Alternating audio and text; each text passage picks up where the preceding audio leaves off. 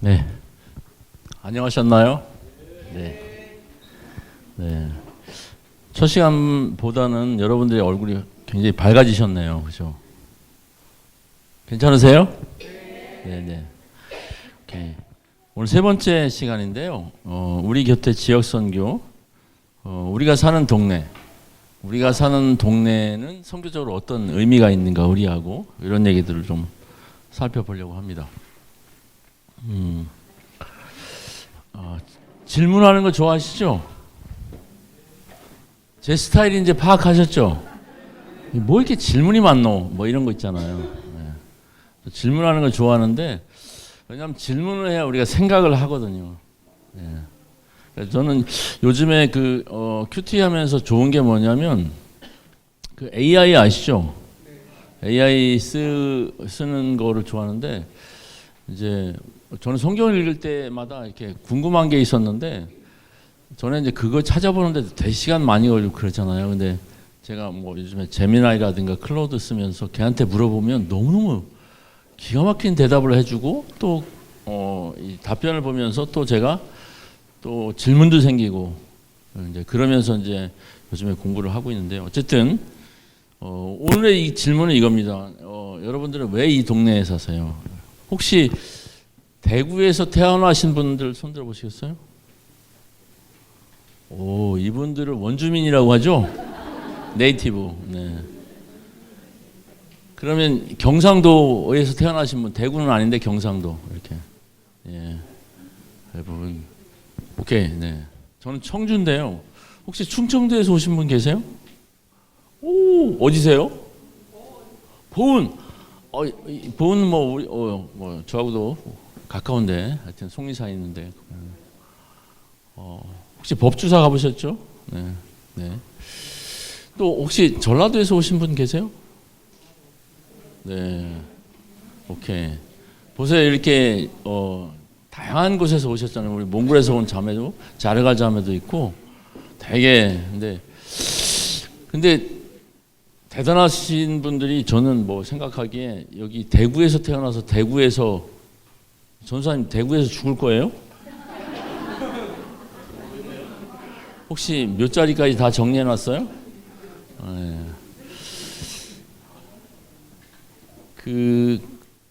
생각해 보세요. 왜 난 대구에서 태어났지? 다른데 뭐 보은에서 태어나신 분은 왜 보은에서 태어났지? 전 청주에서 태어났는데 누가 그렇게 시켰지? 네. 아니면 여러분들은 뭐 그러니까 대구에서 태어나서 계속해서 대구에서 또 사시는 분들인데 왜 대구를 안 떠나세요? 이거는 시비 거는 게 아니고 그냥 질문하는 거예요. 그런 생각 해보신 적 없으세요?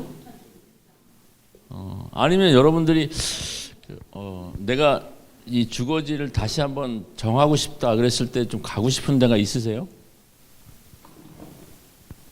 네. 있으시죠? 네. 뭐 기도하시면 뜻대로 될 것 같습니다. 근데 여러분들이 뭐 다른 지역에서 오신 분들도 그렇고 지금 사시는 동네를 여러분들이 정하셨잖아요. 근데 그 동네를 여러분들이 여기에 살아야 되겠다라고 정하신 이유가 있죠. 그 기준이 뭐예요?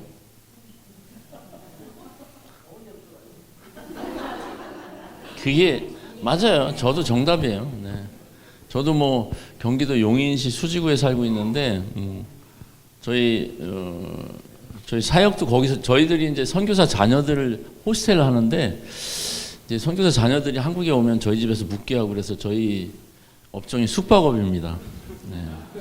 혹시 그 용인에 오실 기회 있으면 미리 연락하셔서 이렇게 저희 집에서 제 아내한테 한번 그런 대화했는데 꽤 몇 년 전인 것 같은데 우리가 몇 번 정도 이사했지 그랬더니 자기 이렇게 대충 생 것만 해도 한 30번은 된다고.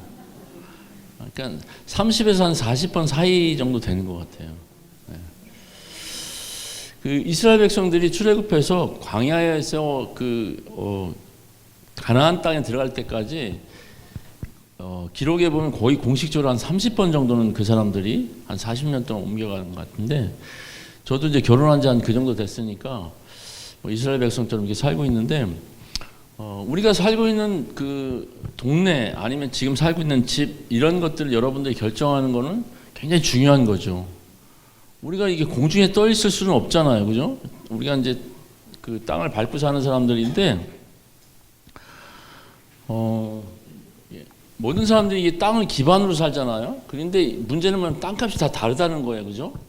대구는 어떤 기준으로 해서 이렇게 땅값이 확 차이 나나요? 학군. 이게 저도 오늘 저쪽 범어 그쪽에서 왔는데, 그쪽에 그 메인 길이 있잖아요. 그 큰 길, 그 길을 중심으로 해서 이쪽하고 저쪽하고 집값 차이가 많이 나나요? 네네. 네. 하여튼 사람들은 땅 위에 사는데 이 땅값이 다 다르다는 게 되게 큰 문제예요. 또 우리가 신앙생활하는 지역교회도 이제 이 지역사회에 있다고 하는 게 굉장히 중요합니다. 그래서 아마 이 교회도 이제 종교부지일 건데, 이 지역 행정부에서 어떤 공장지대라든가 주거지역 아니면 종교부지 이렇게 할 때 이런 것들 다 감안해서 하거든요. 그게 왜냐하면 그렇게 해야 서로 이제 이게 하모니가 이루어지기 때문에 이런 부분들도 하게 되고요. 근데 이게 우리가 사는 동네가 선교적으로 어떤 의미가 있는가라는 걸 생각해 보면 매우 중요합니다. 여러분들이 이렇게 교회 오시면 확실히 이제 하나님 나라나 선교, 신앙생활 그런 거는 여러분들이 동네 카페에서 잘 안 하죠. 그런 얘기는. 오랜만에 친구하고 스파게티 먹으면서 야 요즘 세계 선교가 어떠냐 이런 얘기 잘 안 하잖아요. 근데 여기 와서는 그런 얘기를 해도 좋을 것 같은, 그리고 익숙한 이제 그런 거는 있잖아요. 근데 예를 들면 저는 이제 대학 생활할 때 카페에서 성경 공부 많이 했거든요. 그럼 이제 제자 훈련하고 할 때 이제 카페에서 많이 하면 이렇게 그 웨이터들이 와서 뭐 하는 거예요? 그러면 궁금하시죠? 한번 잠깐 앉아 보실래요? 그러면 또 성경 공부하고 이랬었는데,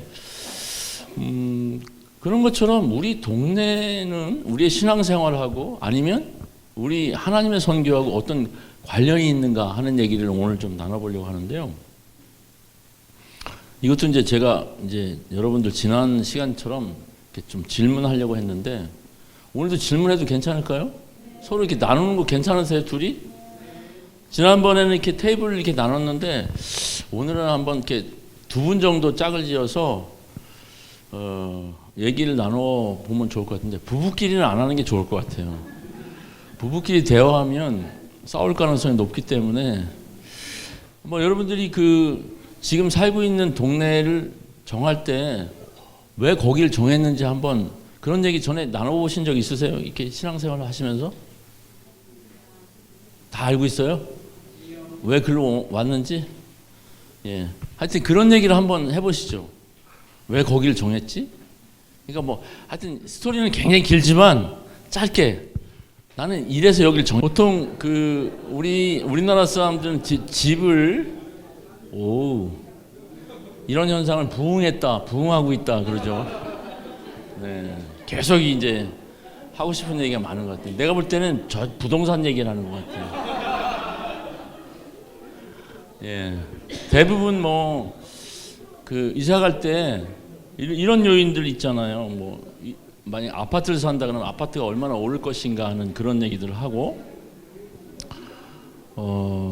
또 자녀들이 있는 분들은 우리 학군 반드시 있어야 되고, 또 전철역에서 얼마나 가까우냐 이런 것들도 있고 다양하죠. 근데 저는 개인적으로 그런 걸 따져본 적이 거의 없는 것 같아요. 예. 그냥 이 사역의 필요 때문에 옮겨갔는데, 미국에 살 때는 이제 집을 자주 이사했는데 제일 어려운 것 중에 뭐냐면, 저희 아이들이 넷인데 초중고를 다 다니니까 차는 저 한 대밖에 없고, 그러니까 스쿨버스 있는데, 근데 스쿨버스가 또 2km 이내는 운행을 안 해요. 그러니까 2km 밖에 있어야 돼.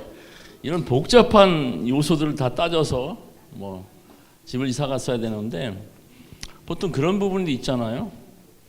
근데 우리가 이런 부분들을 좀 오늘 선교적으로 좀 해석을 해보려고 하는데, 여러분 이런 생각들을 해보면 어때요? 우리한테, 저도 그렇고 가장 중요한 게 영생을 얻는 거잖아요. 하나님 나라에 가서 사는 건데, 그러면 하나님께서는 우리가 이 하나님 나라에 가기 전에 이 세상에 살 때 우리의 이런 주거 환경 이런 거에 얼마나 관심이 있으실까 하는 거예요. 관심이 있을 것 같아요? 여러분들은 우리 집값 오르기만 관심이 있는 것 같아요. 네. 오늘 그 얘기를 좀 해보려고 하는데요. 첫 번째 얘기가 우리가 왜 지역사회에 관심을 가져야 하는가 하는 것들이에요. 여러분들이 살고 있는 동네가 다 이 교회를 중심으로 동구는 아니시죠? 동구 밖에 계신 분들, 여기, 예, 저 멀리서 오시는 분들도 계시네요. 이 교회가 위치해 있는 이 지역에도 관심이 있어야 되지만 우리가 살고 있는 동네에도 관심이 있어야 되거든요. 굉장히 두 가지가 오늘 얘기의 핵심인데 두 가지가 우리한테는 굉장히 중요한 그런 요소예요. 왜 관심을 가져야 하는가 하는 것들이에요. 이건 제가 어제 말씀에서 묵상한 건데 같이 한번 읽어보실래요? 보이세요? 네, 같이 한번 읽어볼까요? 시작.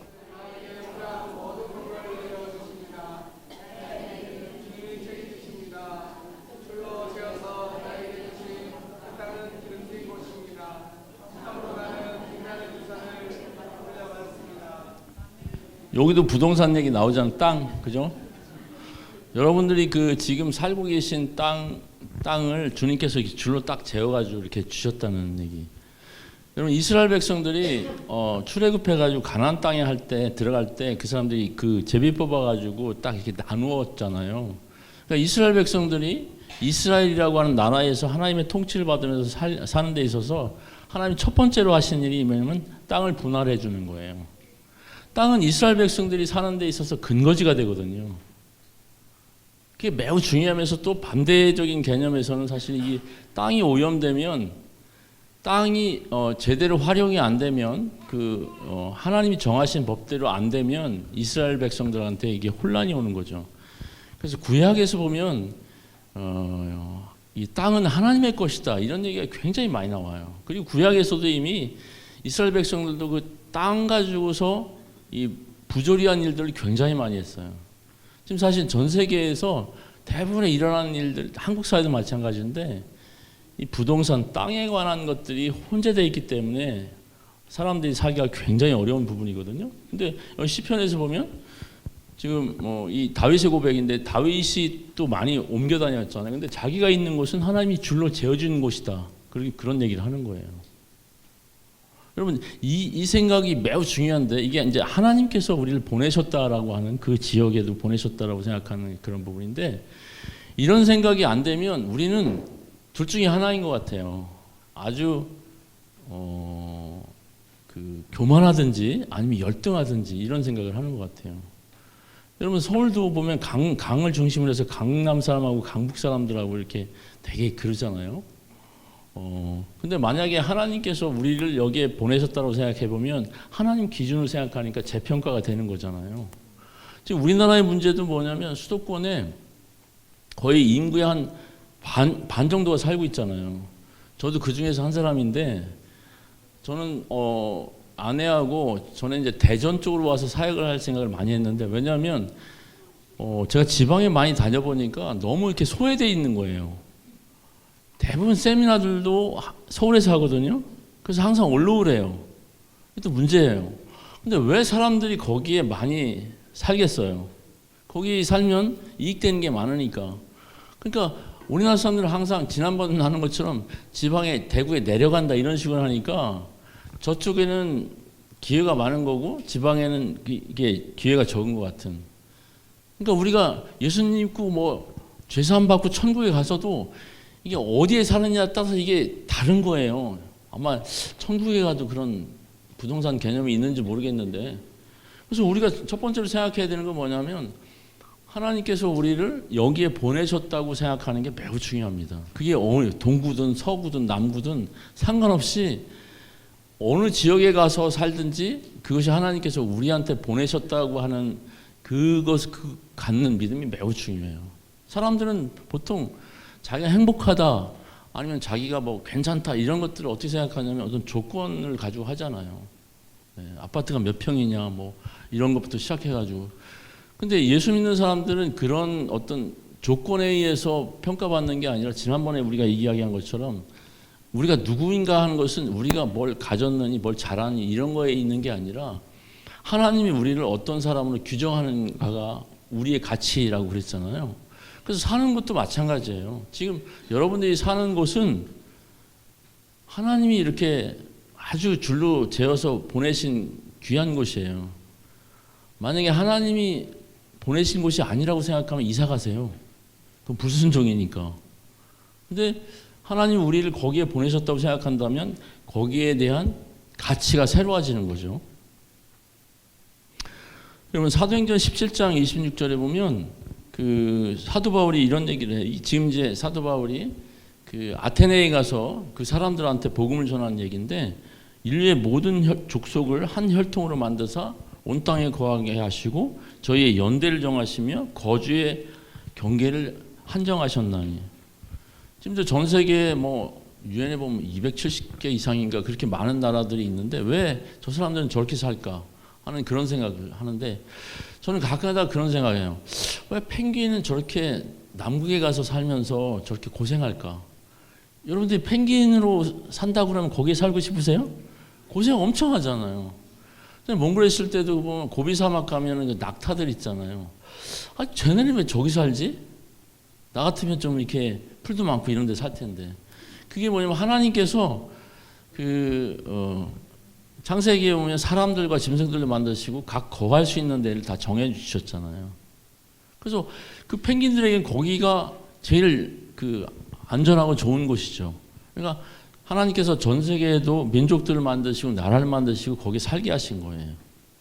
그러니까 한국 사람들도 보면 이렇게 한반도라고 하는 조그만 이렇게 동네에 있는데 거기도 이제 그게 한반도도 반 나눠져 있고 그 중에서 일부 사는데 그것조차도 하나님께서 그렇게 정하셨다고 생각해 보면 그 섭리가 굉장히 우리한테 중요한 이런 부분이죠.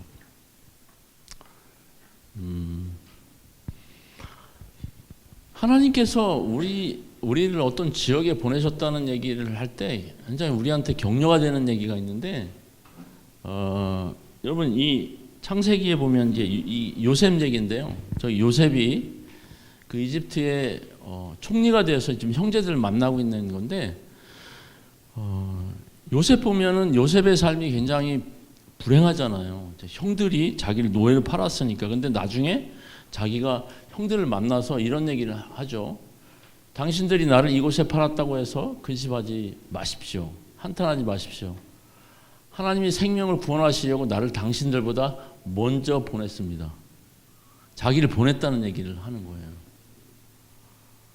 여러분 자기가 선택했다고 생각할 때하고 보냄을 받았다고 생각할 때는 굉장히 다릅니다.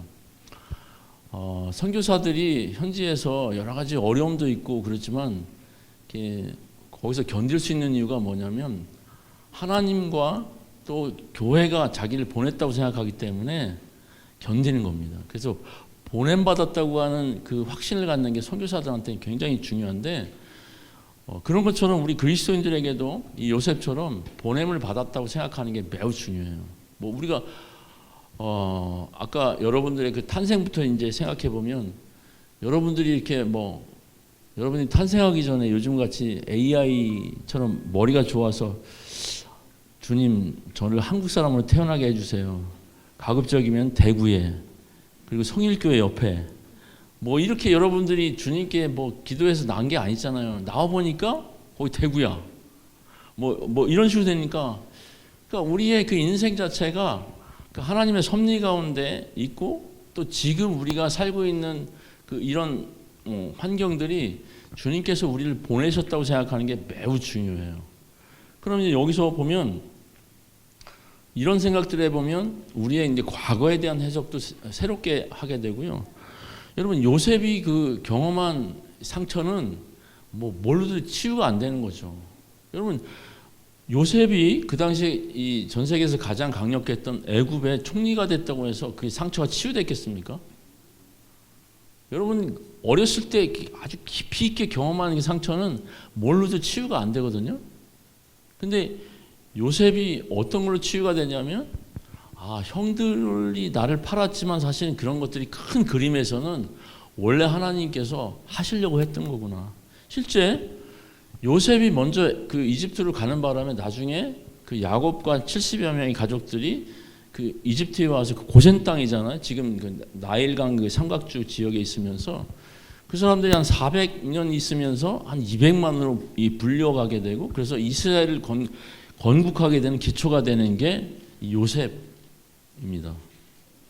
그러니까 굉장히 그 불행한 그런 경험을 했지만 하나님께서 자신을 보내셨다고 해석할 때 과거가 재해석해서 자기 상처도 치유되고 또 현재를 해석하게 되는 거예요.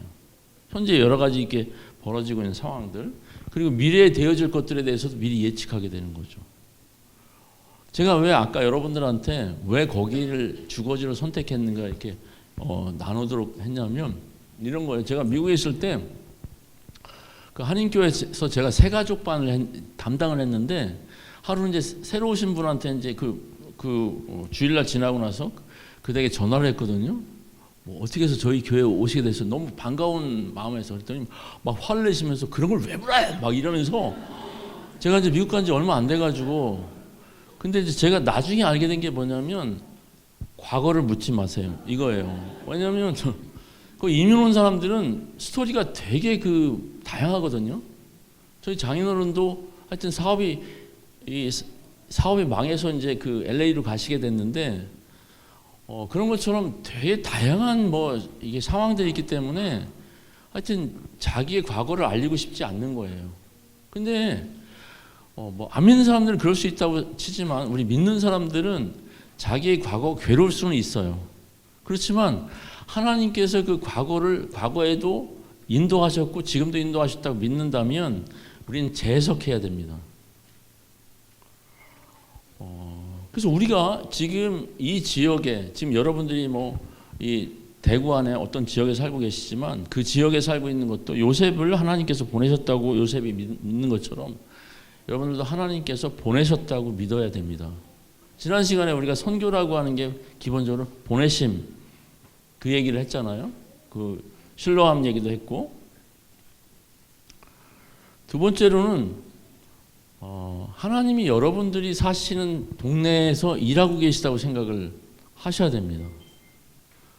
이따가도 이야기하겠지만 이 대구에 복음이 들어온 거는 조선시대에 그때 이제 들어왔잖아요. 그러면 하나님께서는 그 우리 민족 가운데 그때부터 일하셨느냐 생각을 해볼 수 있죠. 예를 들면 여러분들이 교회 나와서 예수님 믿을 그때부터 주님께서 함께 하셨는가 아니면 그 전부터 하셨는가.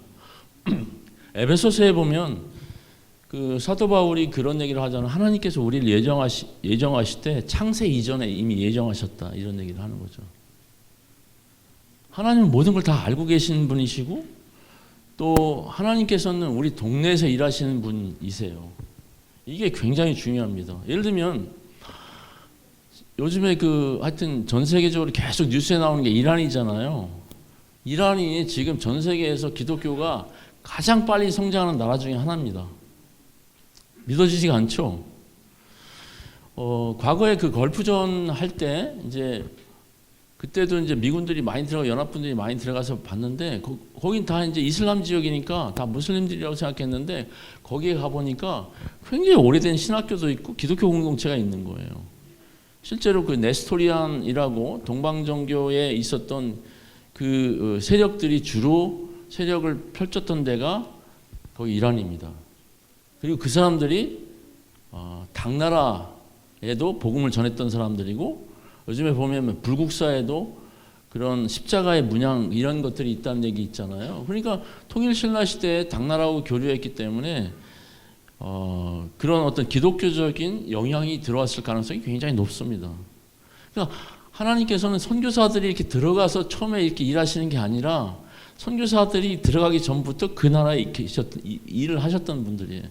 이게 선교사가 그렇게 생각하는 것과 생각하지 않는 것은 굉장히 차이가 있습니다. 제가 전에 그 대안학교에서 중고등부애들한테 성경을 가르쳤는데 이 책으로 가르쳤어요. 우리 동네에서 예수님을 만났다. 맥스 루케이도라는 목사님이 쓴 책인데 굉장히 복음서에 있는 얘기를 동네 얘기로 풀어내신 거예요. 사실은 복음서에 있는 얘기들이 다 동네에서 일어난 일이거든요. 수가성도 하나의 동네고, 또 두로와 시돈도 하나의 동네고, 다 동네에서 일어난 일들이에요. 그 동네에서 예수님이 어떤 일을 하셨는가 하는 이런 부분인데, 이 대구도 선교사들이 들어오기 훨씬 전부터 뭐 이 한반도를 하나님 만드신 거죠. 그리고 그때부터 일을 해오신 거죠. 그런 생각들을 해보면 하나님께서 이 동네에서 어떤 일들을 하시는가 생각하면서 기도하면 굉장히 재밌습니다. 뭐 그렇지 않으면 하나님께서 막 이렇게 우리나라에도 보면 기독교율이 높은 데도 있고 낮은 데도 있고 막 그런데 만약에 우리가 이런 생각들을 안 하게 된다면 교회들이 굉장히 힘들어지게 되는 것 같아요. 근데 하나님의 선교라고 하는 요즘에 이제 우리가 많이 이야기하는 하나님의 선교의 핵심은 뭐냐면 선교는 교회가 우리 그리스도인들이 하기 이전에 하나님께서 먼저 하시는 어떤 것이었다. 이게 이제 핵심적인 얘기인데요. 그것처럼 우리가 복음 전하고 이렇게 복음에 관한 일들을 하는 것도 우리가 하기 이전에 이미 하나님께서 그 일을 먼저 행하신다는 거예요. 아까 요셉 같은 얘기도 그 요셉 집안도 굉장히 복잡한 하여튼 역기능적인 있지만 그 안에서도 하나님은 이스라엘이라고 하는 그 위대한 구원의 역사를 만들기 위해서 하나님이 일을 하셨다는 거예요. 이런 얘기를 생각하시면서 여러분 동네를 좀 생각하시면 좋을 것 같고요. 조금 전에도 나왔지만 우리가 이제 하나님 나라의 확장이라는 얘기를 많이 하잖아요. 근데 하나님 나라는 누가 확장하는가? 우리가 확장하는가? 하나님이 확장하는가? 우리가 확장한다고 생각하면 되게 어려운 것 같아요. 그죠? 근데 하나님 나라를 스스로 확장한다고 생각하고 또 그런 일에 우리를 초대하셨다고 생각하고 우리가 초대받았다고 생각하면 굉장히 좀 마음이 부담감이 적잖아요. 저도 몽골에서 약간 사역을 한 적이 있지만 몽골 복음하기 위해서 제가 지금까지 일해도 몽골 복음은 안 됩니다. 선교서 몽골에 1000명 이상 보내도 제가 볼 때는 거기 그렇게 복음은 안 돼요. 근데 우리가 복음화 된다고 믿는 이유는 뭐냐면 하나님께서 오래전에 그 몽골 제국을 만드셨고 몽골 제국을 인도하셨기 때문에 제국 이전에도 하셨죠. 제가 선교사가 돼서 몽골도 연구해 보면 굉장히 그 하나님의 역사에 있어서 굉장히 다양한 부분들을 보게 돼요. 여러분들이 아시는 것처럼 몽골 제국이 이 세상의 인류의 역사에 있어서 한 나라가 가장 많은 영토를 소유했었는데요. 그래서 징기스칸의 영토는 해 뜨는 데부터 해 지는 데까지라고 말합니다. 징기스칸이. 그런데 그 안에는 또 굉장히 다양한 요소들이 있습니다. 혹시 소주 좋아하시는 분 있으세요? 우리나라에서 가장 유명한 소주가 어디 소주죠? 그렇지. 우리가 술을 안 마셔도 그건 알잖아요. 그죠? 근데 왜 안동 소주가 유명할까요? 여러분들은 소주를 한국 사람들이 우리 조상들이 만들었다고 생각하죠? 아닙니다. 그 소주는 몽골 사람들이 전해준 거예요. 몰랐죠? 근데 몽골 사람들은 그러면 자기들이 그걸 개발했냐? 그건 않고요. 몽골 사람들이 전쟁을 하다가 저쪽에 지금의 카스피아 그쪽에 갔는데 이제 그 전에도 몽골 사람들은 자기들이 마시는 아이락이 있었거든요. 근데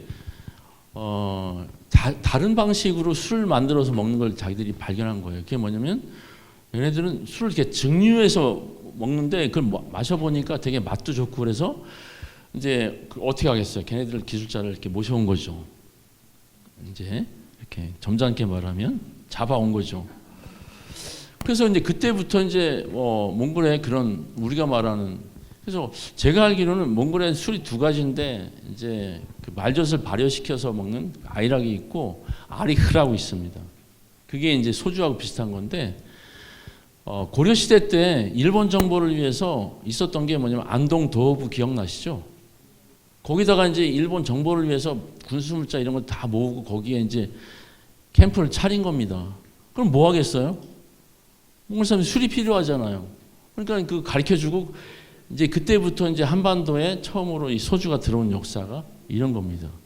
제가 소주 얘기를 하려고 한 건 아닌데 어쨌든 하여튼 우리가 피부로 체감할 수 있는 이런 부분이고 또 이제 세계사적으로 보면 그 서양과 동양을 처음으로 연결한 사람들이 몽골 사람들이에요.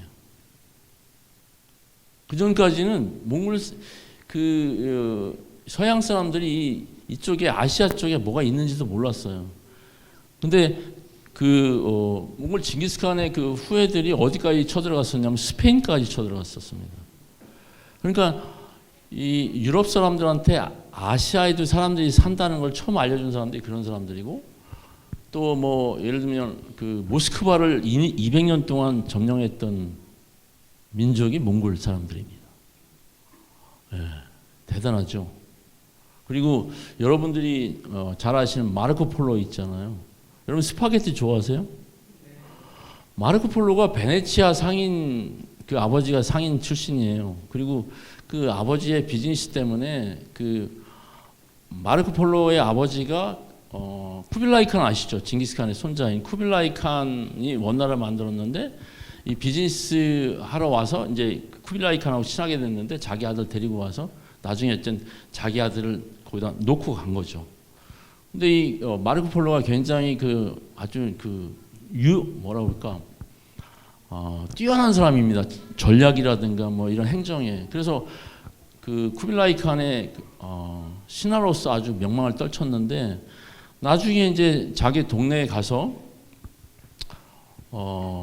나중에 그 쿠빌라이 칸이 어떤 제안을 하냐면 마르코 폴로한테 부탁해서 100명의 선교사를 보내달라고. 근데 이제 교황청이 그걸 믿지도 않았죠. 이 감각도 없고. 그리고 나중에 이제 이 사람이 감옥에 갇혔는데 감옥에서 그 사람이 쓴 게 동방견문록입니다. 그리고 나중에 여러분들이 뭐 쿡 선장의 일기 이런 얘기 하는데 쿡 선장이 그 동방견문록을 보고 또 그렇게 아이디어를 냈답니다. 어쨌든 이게 이제 세계사에서 돌아가는 이런 부분인데 중요한 건 뭐냐면 하나님께서 그런 역사들을 통해서 하나님의 선교를 어떻게 발전시켰는가 하는 이런 부분이에요. 그게 세계 어디든지 동일하게 있다고 하는 부분입니다. 그래서 그런 부분은 우리가 하나님 나라를 위해서 열심히 기도하고 노력을 하지만 우리가 하기 이전에 하나님께서 하나님 나라를 스스로가 확장시킨다는 거예요.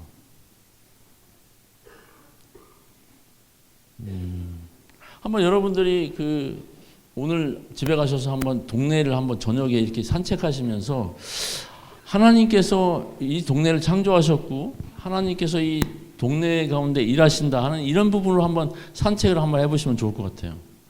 그러면 아마 동네가 새롭게 보일 거요.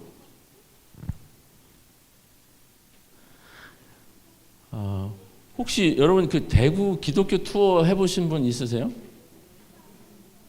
다 하셨나요? 다 거듭나셨나요? 어떠셨어요? 하신 분들 얘기 좀. 예.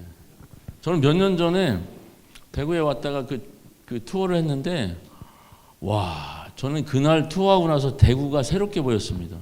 전에는 대구에 기독교율이 뭐 복음화 5%인가 뭐 있고 뭐 대구에 불교가 세가지고 뭐 하여튼 이런 얘기 있는데 그날 이제 그 역사 투어를 하고 나서 막 저한테는 여러분 청라언덕 좋아하세요? 제가 굉장히 좋아하는 노래인데 막 이 미션 스쿨에서 그 선교사들이 그 음악 학교를 만들어서 거기 출신인 현재명 이런 분들이 다 거기 출신이래요. 그리고 뭐 헬렌 켈러가 왔었대요.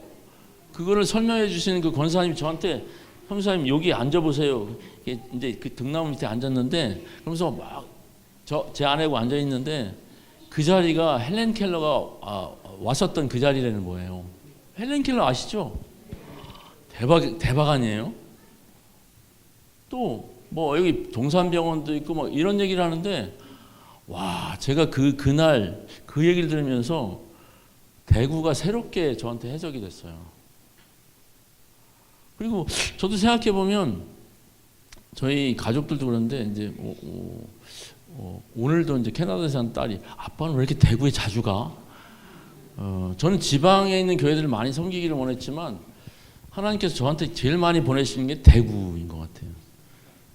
제가 대구에 처음 온 거는 군대 생활하기 할 때인데 제가 이제 논산에서 훈련 받고 후반기를 이렇게 미사일 부대에 배치받았는데 그 학교가 수성구 이천동에 방공포병 학교라고 있습니다. 산인데 저기 어딘지 모르겠어요. 거기에 처음인데 그때는 이제 저의 기억이 굉장히 쌀쌀하고 그랬었는데 그 다음에도 또 제가 이제 청년사역 선교동원 할 때 청년사역을 했었는데 어느 교회가 또 초빙해서 오게 됐고 또 뭐 선교 대구가 여기에 선교 대회 할 때 또 강사로 오게 되고 또 뭐 동신교회하고 연결돼서 일도 하게 되고 이상하게 또 무슨 뭐 함선내라고 뭐 이런 하는데 대구에서 잘 돼요. 이상하게 대구에 가면 뭔가 있는 그래서 저도 제 생에 이렇게 대구에 많이 올지는 몰랐어요. 근데 이게 어떻게 이렇게 된 거냐면 제가 이렇게 기획해서 된 게 아니라 하나님 보내신 거예요. 그래서 저는 대구에 대해서 굉장히 관심이 많아요. 그래서 이제 대구에 저를 아시는 분이 이제 제가 야구를 좋아하는데 LG 팬인데 LG 트윈스 아시죠? 제가 LG 팬인 이유는 제가 LG에서 직장 생활했기 때문이에요. 근데 저한테 아니 선교사님 아직도 삼성 라이온스 팬이 아니세요? 막 이러는 거예요. 제가 야구장에도 한번 가서 봤거든요. 아내하고. 어쨌든 저도 그래서 야구팀을 바꿔야 될 것 같은데 여러분 이렇게 생각하는 게 우리가 사는 지역을 새롭게 선교적으로 보는 그런 관점이에요. 그러면 여러분들이 이 대구 사는 게 얼마나 다른 의미로 행복해지는 부분도 있고 되게 하나님이 여기에서 어떤 일들을 하신다고 생각해 보면 굉장히 다른 시각으로 보게 될 겁니다. 또 하나가 뭐냐면 왜 우리가 이 지역사회에 관심을 가져야 되냐면 우리가 잘 아는 말씀이죠. 이 말씀 보이시죠? 같이 한번 읽어볼까요? 이 말씀 시작.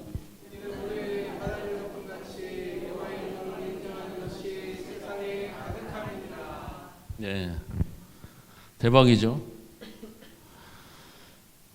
여러분 이거는 너무너무 당연한 진리예요. 지금 전 세계에 있는 바다는 물이 덮고 있어요. 바다는 물이 있어서 바다가 아니라 이게 학술적으로는 해수면보다 낮은 지역을 바다라고 한답니다. 근데 그 해수면보다 낮은 지역을 다 뭐가 덮고 있어요, 지금? 물이에요. 이거는 하나님이 창조하신 세계를 창조하신 부터 지금까지 변함이 없어요. 그러니까 우리가 전 세계가 복음화된다고 하는 것은 이렇게 분명한 거라는 거예요. 그러면 전 세계가 복음화되는 게 분명하면 대구도 복음화되는 게 분명하죠. 이게 우리가 믿는 믿음이에요. 이 믿음이 없으면 사실은 나 한 사람 이렇게 구원받아서 천국 가는데 나 혼자이면 어떻게 해요? 이렇게 얘기하면 안 되나? 어쨌든 이런 부분들을 생각해 봤을 때 대구에도 언젠가는 하나님을 아는 지식이 온 세상에 충만한 것처럼 이 대구 지역에 충만하다는 부분을 생각해 보면 우리한테 굉장히 새롭게 대구가 보여질 거라고 생각을 합니다. 그래서 지금은 아직은 우리가 기독교가 퍼센티지도 많지 않습니다. 대구가 복음화되려면 훨씬 더 많은 교회가 필요해요. 훨씬 더 많은 교회들을 개척해야 되고 우리가 훨씬 더 많은 지역사회에서 사역을 할 필요가 있습니다.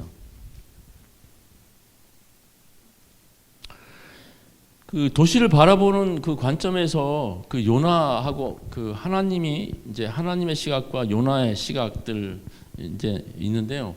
요나서를 읽어보면 굉장히 재미있어요. 이거는 뭐 아이들도 이해할 수 있는. 그래서 나중에 이제 요나가 잘못 생각하는 것들에 대해서 하나님이 교정시켜 주시기 위해서 벌레를 사용하죠. 호박넝쿨하고 벌레. 그러니까 하나님의 교육학은 뭐냐면 네가 생각하는 게 잘못이야 이놈아 이렇게 말한 적이 없어요. 하나님은 직접 경험하게 하세요. 그래서 스스로 알게. 그게 인격적인 교육 방식입니다. 그래서 우리가 이제 자녀들하고 대화할 때나 다른 사람들하고 이렇게 대화할 때 당신이 말하는 건 틀려요 이렇게 말하면 그 사람의 인격을 무시하는 거예요. 그래서 영어에서는 저는 그렇게 생각 안 해요 이렇게 말해요. 그러니까 자녀들하고 얘기할 때도 엄마 아빠는 그렇게 생각 안 한다든가 이렇게 얘기를 해야지 네가 생각하는 건 틀려 이렇게 말하는 거는 인격 모독이에요.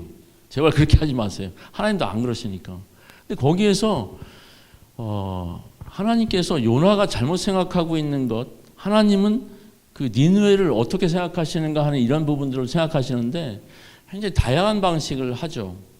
이제 우리가 아까 하나님의 선교를 이야기했는데 우리가 단기 선교를 생각할 때도 우리가 단기 선교 뭐 일주일이나 뭐 며칠 갔다 와도 굉장히 탁월한 일을 할 수 있는데 요나서에 보면 요나서 선지자가 굉장히 기독교에 대해서 야훼 신앙에 대해서 적대적인 나라에 가서 40일 후면 여기가 무너진다라고 하루 동안 외쳤거든요. 아마 지금으로 말하면 우리가 평양에 가서 40일 후면 평양이 무너진다. 그러면 여러분 살아날 수 있겠어요? 거의 그 정도인데 놀라운 것은 요나의 니느웨에 있는 시민들이 다 회개했다는 거예요. 왕도 회개하고 백성들도 회개하고 거기다가 짐승들도 회개시킨 거예요. 아마 요즘에 말하면 여러분들이 기르는 펫 반려견 애들도 회개했다는 거 아니에요. 실제로 거기에서 있었던 거예요. 그런 역사들이 있는데 그렇게 해도 요나는 이게 생각이 바뀌지 않는 거예요. 쟤네는 심판을 받아야 돼. 그런데 하나님께서 이 니느웨라고 하는 그 도시를 얼마나 아꼈는지 그 얘기를 하시기 위해서 그 박넝쿨과 벌레를 보내시잖아요. 이 큰 성읍 니느웨에는 좌우를 분별하지 못하는 자가 12만이요. 내가 어찌 아끼지 아니하겠느냐 이런 얘기도 하죠. 또 바울이 고린도에서 복음을 전할 때 고린도도 굉장히 타락한 도시였잖아요. 근데 거기에서도 이 성 중에는 내 백성이 많음이라 이렇게 생각하는 거죠. 아마 이 대구도 지금까지는 뭐 이렇게 불교가 강하고 아까 보은에서 오신 분도 있는데 그쪽 동네도 무슨 사죠 거기? 속리산 불국사는 요 동네는 법주사죠. 엄청 강해요. 제가 알기로는 불교 신자 아니면 거기다 가게도 안 내준다는 얘기 들었는데 그렇게 센 것 같지만 결국에는 하나님께서 그 도시를 어떻게 생각하시는가 하는 이런 부분이에요. 제가 몇 년 전에 한 번은 새벽 기도하다가 좀 그런 생각이 들었어요. 여러분 이슬람들이 라마단이라고 하는 그 절기를 하는 거 아시죠? 자기들이 한 달여 동안 거의 금식하면서 기도하는 주간인데 그때 되면 전 세계가 이슬람으로 다 뒤덮인 것 같습니다. 실제로 이슬람 지역에 가면 엄청나죠. 그 사람들은 비행기 타고도 제 시간 되면 거기서도 절하는 사람이고 그러니까 제 마음속에 어떤 생각이 들었냐면 이게 하나님 이게 뭐예요? 하나님 가오 안석에 이 말 아세요? 가오 안 선다는 얘기? 좀 뻗에 안 서는 게 정말 이게 어떻게 보면 하나님의 영광에 생각해 볼 때 창피한 거 아니에요? 지금 이슬람을 믿는 무슬림들이 전 세계 한 18억 정도라고 하거든요. 그럼 이게 뭐예요? 하나님 가오 안 서는 거 아니에요?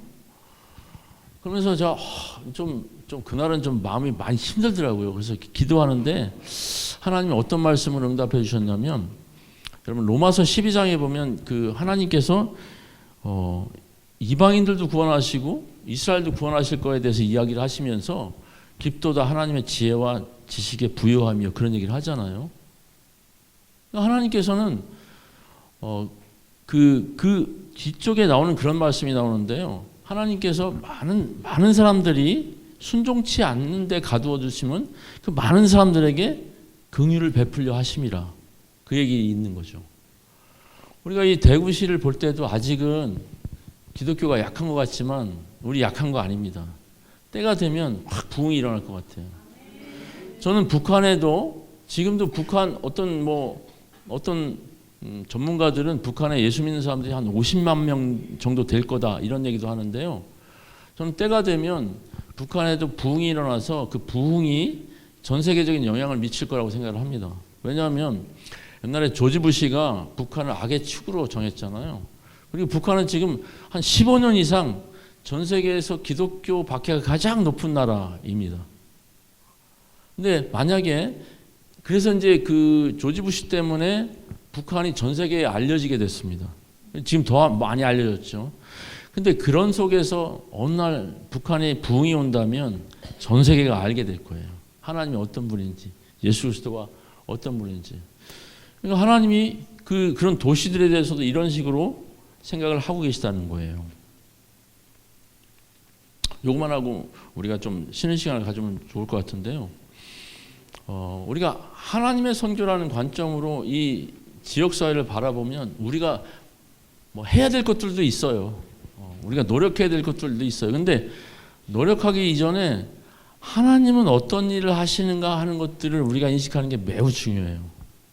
예수님께서도 뭐라고 말씀하셨냐면 뭐 그 38년 된 병자를 고쳤을 때 유대인들이 태클을 걸었죠. 왜 안식일에 고치냐 그러니까 내 아버지께서 이제까지 일하시니 나도 일한다. 예수님은 하나님 아버지가 일하시는 대로 일을 하신 거예요. 우리도 똑같거든요. 그래서 하나님께서 이 대구 지역에 또 우리가 사는 동네에서 일하고 계시다고 생각하면 또 거기에 우리를 초대했다고 생각하면 우리가 사는 동네 또 이 교회가 위치해 있는 이 동네를 새롭게 볼 수 있지 않겠어요? 이게 이제 우리가 선교적인 시각으로 지역을 보는 그런 시각일 겁니다. 아마 오늘 여러분들이 집에 가시기 전에 이렇게 눈이 확 열려서 그렇게 돌아가지 않을까. 옆에 사람들 보세요. 벌써 눈이 달라졌어요. 여러분들 한번 보시죠. 오케이. 그럼 우리가 한 10분 쉬었다가 또 후반에 이야기를 좀 나누겠습니다. 네. 이번 시간에는 그 복음과 지역사회. 네.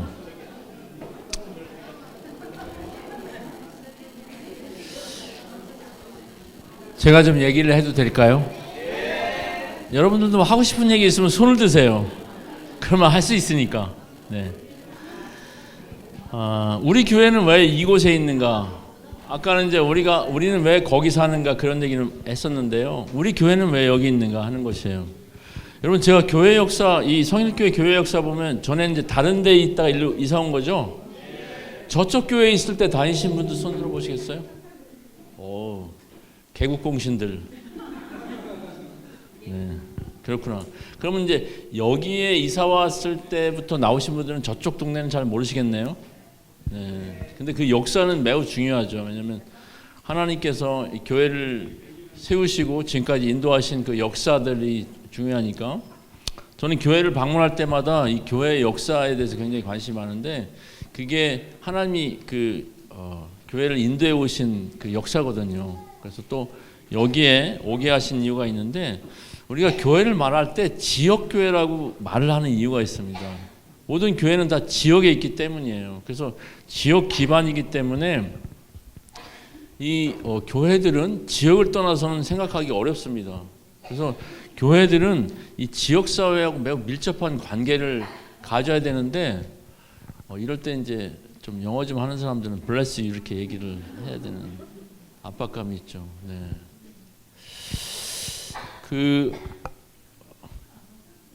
이 지역사회와 우리가 어떤 관계를 가져야 될까 이런 얘기들을 좀 나누면 좋을 것 같습니다. 성경에 나와 있는 이런 교회들도 보면 고린도 교회는 고린도의 문화를 반영하고 있고요. 그래서 고린도 교회에 있었던 모든 문제는 고린도의 지역에 있던 사람들이 가지고 있었던 문화가 그대로 들어온 거예요. 뭐 우상에 대한 얘기라든가 이런 것들이 거기 신전이 있었으니까. 근데 하나 생각해 봐야 되는 건 뭐냐면 우리가 이제 성경에서 신약에서 특히 교회론의 총화라고 하는 게 에베소라는 거 아시죠? 근데 에베소가 어떤 곳인지는 아시죠? 에베소가 우상숭배 아시아 지역에서 소아시아 지역에서 우상숭배가 가장 심했던 지역이에요. 그래서 이 바울이 한번 거기 복음 전하러 갔다가 그 사람들이 막 아데미 신전에 가가지고요, 아데미는 위대하다 그걸 1시간이나 외쳤다는 거 아니에요. 그런 지역이었는데 그곳에서 나중에 이제 복음을 전하고 하니까 나중에 사람들이 다 변화돼서 마술했던 거 가져와서 태워버리고 하고 이런 부분이에요. 실제로 예수님께서 이 교회를 세우시겠다고 제자들한테 처음 얘기하셨던 데가 뭐냐면 가이사랴 빌립보예요. 근데 생각해 보면 예수님이 주로 활동하셨던 데는 갈릴리 지역이나 유대 지역이었는데 가이사랴 빌립보는 완전히 북쪽이었거든요. 왜 거기까지 가셔서 그 얘기를 하셨을까? 그 지역은 고대 이스라엘 역사에서 우상숭배가 가장 심했던 곳입니다. 나중에 이제 북이스라엘도 거기에 성전을 자기들이 또 만들기도 하고 우상을 숨겼던 데기도 하고, 나중에 로마 어디죠? 그리스 제국 알렉산더 들어오면서 거기다 또 신전도 만들고, 거기에 가이사랴 빌립보는 가이사가 황제잖아요. 로마의 그 황제의 신전도 있었던 데가 거기예요. 그래서 예수님께서는 우상숭배가 가장 심했던 곳에 교회를 세우시겠다고 이렇게 이야기하면서 음부의 권세가 이길 것이다 이런 얘기를 하셨죠. 그런 것처럼 성일교회는 이 지역에 있는 문화를 반영하는 거예요. 여러분, 교회하고 예를 들면 우리 이제 기독교 교회하고 맥도날드하고 생각해 보면 가장 큰 차이가 뭐라고 생각하세요? 여러분들 맥도날드에 가면 아이템이 다 똑같죠? 사람들 서비스도 똑같죠? 근데 교회는 다 똑같아요? 아니죠. 왜냐하면 교회는 그 지역에 있는 사람들이 모이기 때문에 굉장히 인격적이고 문화가 달라요. 제가 교회들을 방문해 보면 교회들마다 문화가 다 다릅니다. 그래서 제가 빨리 그 교회 문화에 적응하는 게 중요한데, 그런 것처럼 이 성일교회는 성일교회 이 지역과 또 여기에 오신 여러분들을 중심으로 해서 교회 문화가 만들어지고 있다는 거예요.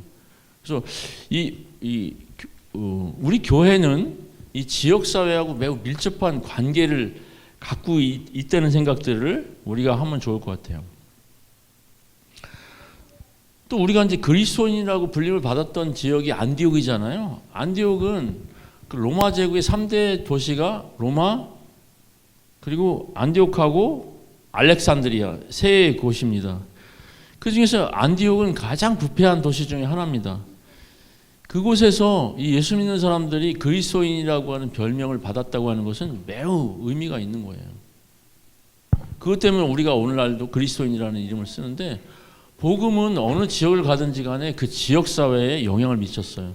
심지어는 그 로마 제국이 그렇게 기독교를 핍박했지만 나중에 그 사람들이 다 예수를 믿게 됐잖아요. 거기에는 문제도 좀 있었지만, 이렇게 그 교회는 지역 사회와 매우 밀접한 관계를 갖고 있었고 지역 사회에 영향을 미쳤어요. 그래서 지역 사회가 그 지역 교회가 지역 사회와의 고립되어서는 존재하는 게 의미가 없습니다. 이미 여러분들도 다 지역 주민이거든요.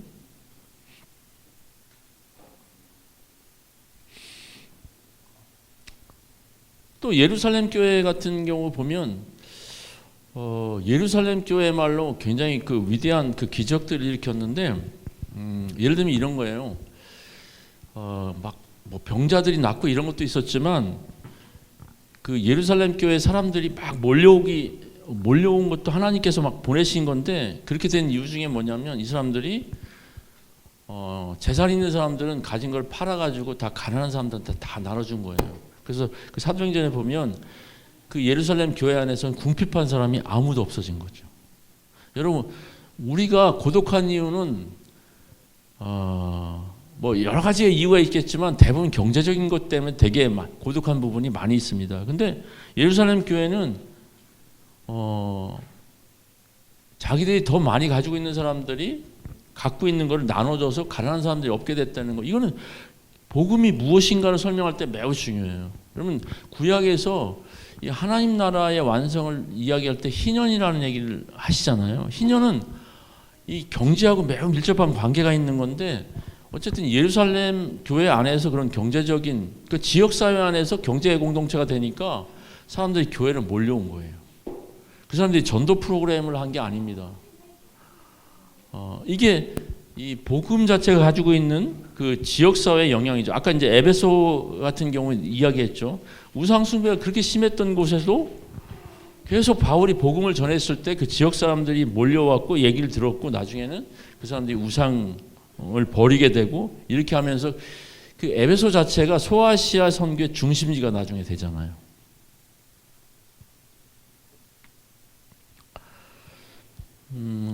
그래서 요즘에는 선교적 교회를 이야기하면서 이 성육신적 교회라는 그 말을 많이 쓰는데요. 우리가 뭐 이 성육신이라는 말은 잘 알고 있잖아요.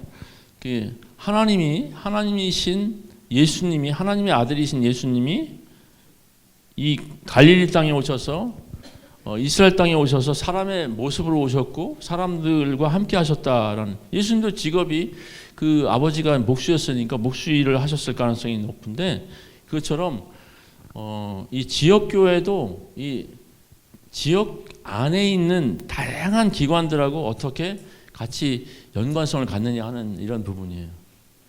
근데 하나 생각해야 되는 건 뭐냐면, 우리가 반드시 지역사회와 연관성을 갖는 게, 그 사람들이 교회에 오게 하는 거는 하나님께서 하시는 일이고, 우리는 우리가 받은 복을 어떻게 하면 이 지역사회에 같이 나눌 수 있을까, 이런 생각들을 하게 되는 거죠. 제가 청년 때 신앙생활 했던 그 사랑의 교회 같은 경우에 그 교회 옆에 그 빌딩이 하나 있었는데, 이제 거기에는 우리의 이제 교육관도 있었고, 근데 그 1층에는 가게들이 되게 많았어요. 1, 2층에는. 근데 그분들이 나중에는 거의 다 예수님 믿고 사랑의 교회 굉장히 많이 왔는데, 왜냐하면 사랑의 교회 사람들이 거기에 많이 또 가기도 하고 그 사람들한테 친절을 베풀기도 하고, 그러니까 이런 부분들이 굉장히 밀접한 관계도 갖게 되고, 또 거기에 초등학교가 하나 있었는데, 그 초등학교에는 중학교도 있었어요. 그래서 주일날에는 우리가 이제 주차장 이런 걸도 좀 쓰면서 그 학교에 기부도 많이 하고, 또 사랑의 교회가 한 일 중에 하나는 뭐냐면, 복지관을 이렇게 교회가 만들어가지고 그걸 서초구청에 기증했어요. 그리고 운영은 위탁받아서 교회가 해주는 뭐 이런 식의, 이게 이제 지역사회하고 어떤 관련을 갖느냐 하는 이런 부분이죠.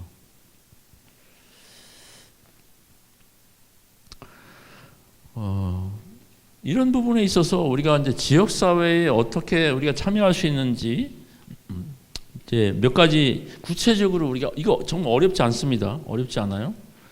여러분들이 좀 할 수 있는 것들 생각해 보면, 혹시 이제 제가 아이디어를 나누기 전에 혹시 여러분들이 지역사회를 품고 아니면 지역에 계신 분들하고 지금까지 기도해 오면서 이런 관계들을 이렇게 해오신 분들이 혹시 있으실까요?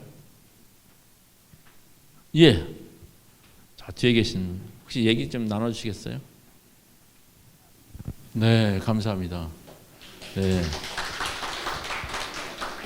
여러분들이 아마 이렇게 대화해 보면 의외로 그런 나름대로 이렇게 하고 계신 분들이 많이 있을 거예요. 나름대로. 그래서 그런 모임들이 교회에서 자발적으로 이렇게 그룹 만들어져서, 저희들은 그거는 MSG라고 하는데요. 미셔널 스몰 그룹. 근데 그런 것들이 뭐 교회는 정례화된 모임도 있지만, 저렇게 관심 있는 분야에서 이렇게 하시면 다양하게 또 아이디어도 나올 수 있고 같이 기도할 수 있을 것 같아요. 그럼 우리 그 가정을 중심으로 해서 우리 옆집이라든가 또 동네 학교도 있잖아요. 또 가게들도 있고 또 기관들도 있고, 이런 동네에 보면 굉장히 중요한 기관들이 있습니다. 네, 이 교회에도 보면 이게 주변에도 있고 뭐 이런 부분이 있는데, 우리가 하나님의 사랑, 이웃 사랑을 넓히는 그 방식이, 그런 기관들에 대해서 우리가 관심을 갖고 기도하고 우리가 참여할 수 있는 이 기회들, 이런 것들에 참여하면 좋겠다는 생각이 듭니다.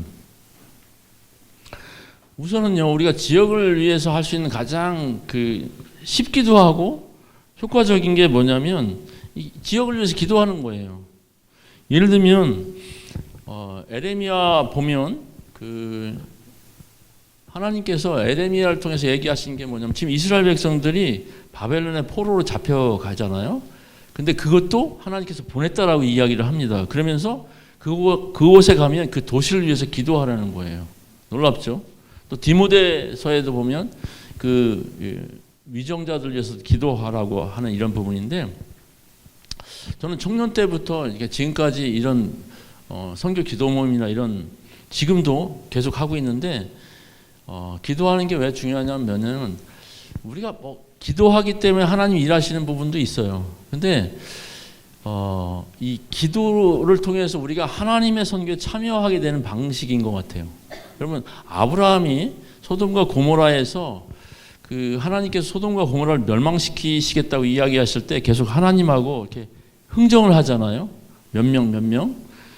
근데 그런 속에서 하나님께서 계속해서 아브라함의 요청을 들어주신 이유는 뭐냐면, 그는 소돔과 고모라를 멸망시키지 않도록 거기를 막아서는 중보기도의 어떤 아브라함의 그 마음을 하나님께서 기뻐하시지 않았나, 그런 생각이 듭니다. 우리가 세계 선교에 대한 그 하트, 아니면 영혼 구원에 대한 하트를 우리가 가지는 가장 좋은 방법이 기도하는 거예요. 근데 교회는 우리가 가장 한국 교회가 잘할 수 있는 게 기도잖아요. 여러분 다른 나라에 새벽기도 거의 안 합니다. 근데 우리 몽골 선교사들 몽골에 가가지고 이제 너무 좋아했죠. 여기 새벽기도 없으니까 너무 좋다. 몽골 사람들 아침에 엄청 춥거든요, 겨울에. 근데 거기도 부흥이 일어나가지고 이 친구들이 또 기도하자 그러니까 할 수 없이 또 하게 됐다는 전설이 있지만, 여러분 우리가 기도가 얼마나 우리한테 강력하냐면, 저는 그렇게 생각하는데요. 우리가 우리 자신들의 어떤 이권과 상관없는 사람들을 위해서 그 사람들이 복 받도록 또 하나님의 도우심을 받도록 기도하는 것만큼 이타적인 건 없다고 생각합니다. 다른 민족을 위해서. 그리고 그런 기도를 계속할 때 그 마음이 새겨지는 거예요. 저 자신도 한번 생각해 봤는데, 나는 어쩌다 이렇게 선교사가 됐는가, 어쩌다가 그렇게 생각해 보니까, 저는 하나님께서 저를 선교사로 부르셨다고 생각하는 날부터 계속 그런 선교 모임에 갔던 것 같아요. 제일 많이 갔던 모임은 OMF라는 선교단체에 있습니다. 그래서 그 선교단체 모임에 계속 이렇게 가면서, 거기에 그 당시에 한정국 선교사님, 손창남 이런 되게 유명했던 선교사님이 있었는데, 하여튼 거기서 계속 일본을 위해서 기도하고 인도네시아 위해 기도하고 계속 기도하다 보니까 이게 마음에 새겨진 것 같아요. 몽골 같은 경우도 제가 몽골 선교사로 부르심을 받아서 잠깐 사역했지만 이게 안 지워집니다. 그런 것처럼 우리가 어떤 나라들을 위해서, 민족을 위해서, 아니면 이 지역을 위해서 기도하는 게 그게 첫 번째예요. 그러면 기도하면 새롭게 보입니다. 우리가 이제 오늘 이야기에서 초반에서 이렇게 이야기를 했지만, 우리가 세속적인 관점에서 우리가 여기로 이사 오면 우리 집값이 얼마나 올라갈 것인가. 여러분 한국에서 이 정치적인 선진화가 안 되는 핵심적인 이유가 아파트 값입니다. 제가 생각할 때는. 나는 그 강남 거기에 있잖아요. 사랑의 교회가 있는 그 동네 있잖아요. 거기에 하나님 나라가 임할 수 있을까? 그 우리나라 사람들의 그 아파트 이거에 대한 그 집착은 예수님도 말리기 어려운 것 같아요. 정말 나는 그거는, 여러분 우리 주거는 중요한 게 주거예요. 주거 사는 게 중요해요. 근데 우리가 그런 식으로 생각을 한다면 동네를 위해서 기도하지 동네를 위해서 그런 기도할 것 같아요. 주님, 다음 주에는 이게 아파트 값이 좀 오르게 해주세요. 주님도 요즘에 이란 사태 때문에 되게 피곤하시거든요. 근데 어쨌든 우리가 지역사회를 위해서 할 수 있는 가장 쉽기도 하면서 강력한 거는 이 기도입니다. 그래서 저는 좀 부탁드리고 싶은 거는 뭐냐면, 교회에 기도 모임이 굉장히 많이 있잖아요. 새벽 기도도 있고 금요기도 있고 여러분들 소그룹 모임도 있고 그러는데, 좀 선교부나 어느 부서에서 주관하셔서 분기별로라든가 하여튼 중보기도 책자를 만들어서 계속 우리가 모일 때마다 그걸 가지고, 어린이 부서도 마찬가지죠. 기도할 수 있게 하면 우리가 지역을 품을 수 있게 되고 결국 하나님이 어떤 일을 하시는 것을 보게 되는 겁니다.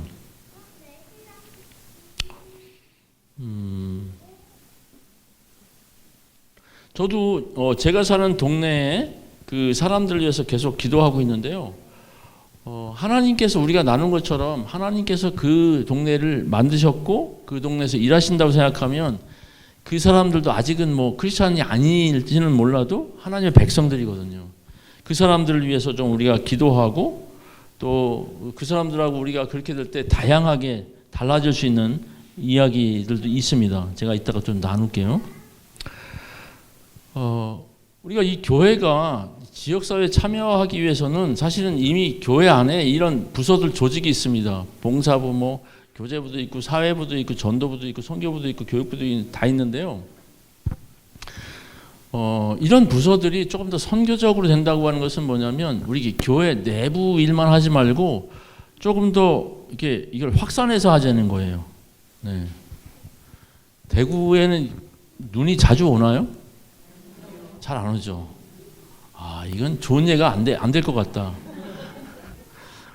그래도 제가 경험한 거니까 할 수밖에 없는데요. 제가 청주에 살 때 저희 아버지가 이렇게 반장, 동네에서 반장도 하셨는데, 아버지는 항상 그 눈이 오고 그러면 저희 형제들 다 깨워가지고 새벽에 다 동네를 쓸게 하셨어요. 그러면 이제 동네 사람들이 아침에 일어나면 동네가 다 쓰러져 있는 거예요. 그럼 누가 영광을 받겠어요? 아버지께 영광을 받으시고 우리는 열정페이를 한 거죠. 저는 그런 거, 선교도 그런 거라고 생각하는데 뭐냐면 좀 우리 자기 앞마당만 쓸지 말고 동네를 좀 같이 쓸자는 얘기예요. 여러분 봉사부 있잖아요. 요즘에 주민센터 이런 데에서 사실 이런 일을 하는 게 이제 주민센터의 복지 파트거든요. 근데 일손이 되게 모자라요. 그래서 사실은 요즘에 지방 행정부가 소위 교회에서 말하는 지역 선교 이런 것들 되게 하려고 노력을 많이 해. 사람들의 복지를 위해서. 근데 노하우도 부족하고 인력도 부족해요. 근데 거기 찾아가서 혹시 우리가 좀 이렇게 도울 수 있을 게 없을까 이런 얘기하면 있잖아요. 굉장히 좋아하세요. 그리고 뭐 교제부도 우리끼리만 하지 말고 좀 마을의 다양한 사람들하고 이렇게 좀 이 교제할 수 있도록 그렇게 한번 해보는 거죠. 뭐 경로당에 있다면 경로당하고 하고 또 뭐 교회 어린이 부서가 있잖아요. 또 그러면 뭐 동네에도 뭐 그런 유치원이 있다 그러면 뭐 거기하고 이렇게 할 수 있는 방법도 있고 어떤 교육도 교육부는 정말 좋은 것 같아요. 우리 교회 안에 있는 분들만 교육하지 말고 요즘에 뭐 시니어들 교육도 많이 필요하고 자녀 양육 기도도 많이 필요하고 이런 것들이 있잖아요. 그러니까 요즘에 중립적인 주제에 관한 것들이 굉장히 많이 이제 시민단체들도 있고 그래서 이런 것들이 같이 참여하는 거예요. 그럼 이런 것들이 부서들이 넓어지면 이게 다 이제 앞에 선교적이 되는 거죠. 우리끼리만 하면 선교적이 안 되는 건데 조금 그 범위를 더 넓히면 그게 선교적이 되는 거예요. 그러면 여러분 지역 사회가 이 성일교회를 다르게 보게 되는 거예요. 여러분 이 교회가 이 지역 사회와 얼마나 밀접한 관계가 있는지를 그걸 여러분 지금도 이렇게 여러분들이 점검할 수 있는 게 있는데 아마 요 동네에 이렇게 슈퍼마켓 있나요? 요즘엔 편의점들이 다 들어와서 어쨌든 그런 사람들한테 한번 가서 물어보는 거예요. 당신은 우리 교회가 여기 계속 있기를 원하세요? 아니면 이사 가기를 원하세요? 모르겠어요. 교회 사람들이 거기 가서 물건을 많이 사기 때문에 그럴지도 모르겠는데 이게 이제 교회와 지역사회의 관계를 얘기하는 바로미터인데 훨씬 더 우리는 그렇게 할 수 있는 원래 교회 자체가 그런 공동체이기도 하고 교회가 조금 더 그렇게 나가면 이 지역사회를 복음화 아니면 제자화 시킬 수 있는 그러면 사람들은 우리가 어떻게 교회에 오게 그건 하나님께서 오게 하시는 거죠. 그런 요즘에 교회들이 되게 많습니다.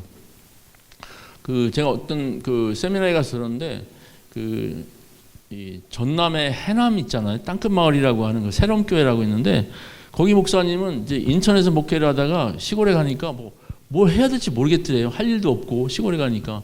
그래서 이분이 이제 했던 일이 뭐냐면 동네에 노인들을 좀 돕고 싶은데 돈도 없고 그러니까 폐지를 주기 시작했대요. 그러니까 목사님이 이렇게 폐지를 줘서 어른을 도우니까 시골에서 그 좋은 일이잖아요. 그러니까 사람들이 같이 하기 시작했대요. 근데 사람들이 이분이 목사님인지도 몰랐대요. 그래서 같이 하다 보니까 근데 당신 누구세요? 그랬더니 목사인데 그러니까 그래요? 좋은 일 하시네요. 그럼 나도 교회 좀 나가볼까요? 그래서 사람들이 교회 오기도 하고 그래서 나중에는 그 교회가 지역사회에서 되게 유명해진 거예요. 그래서 군청 이런 데하고도 서로 연계해서 뭐 바자회도 하기도 하고 또 이 교회가 좋은 일을 하니까 어떤 예를 미용실 이런 데는 우리가 한 달에 한 번씩은 청소년들을 위해서 무료로 이발해 줄게요. 이런 재능 기부하는 데도 생겨나고 이미 교회는 이렇게 지역사회를 향해서 착한 일을 할 수 있는 DNA가 우린 다 있잖아요. 그걸 조금만 이렇게 넓히면 아마 교회가 이 지역사회하고 서로 관계하고 협력하는 이런 부분들을 많이 경험할 수 있을 거라고 생각합니다.